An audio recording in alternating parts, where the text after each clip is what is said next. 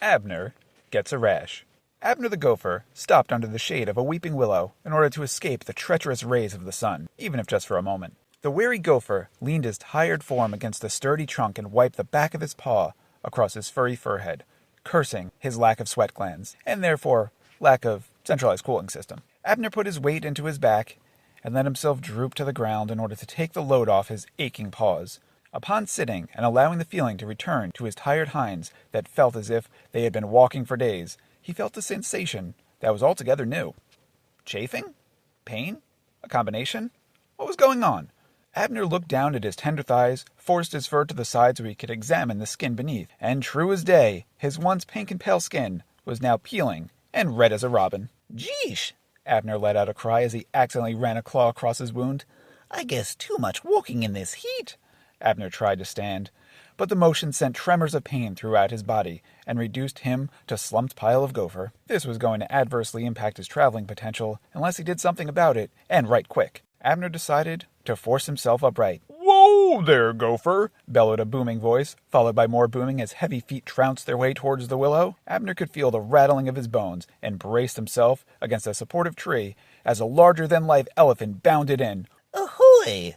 Abner greeted, with a wave of his hat. "I know that face anywhere." The elephant leaned in and peered through glasses of comparable thickness to Abner's. You know my face? Abner questioned, priding himself on a fine memory, but not recalling this particular monster of a mammal. Although to concede a better memory to an elephant would not be something to hold any shame in. "Not your face specifically, but that face you made. I would know it anywhere," the elephant said, matter-of-factly. "You, my tiny little friend, have walker's rash, and it needs a proper relief." You are dead on. Abner laughed through his suffering. I just stopped walking, and it flared right up. I assume because of the heat and friction caused by my stubby little legs. "Indeed." The elephant reached his trunk around and into an oversized fanny pack that clung tightly to his midsection. And without looking, he fumbled around for a moment before finding what he sought. "Aha! I thought I had some on me. This is a topical cream you can apply directly to the sore spot twice a day." Thanks, Abner said as he cautiously accepted the medication. What's the catch? You are just giving this to me for free? "Oh, heavens no," The elephant laughed as he started to trot away. "I will have my receptionist write you up a bill." A bill?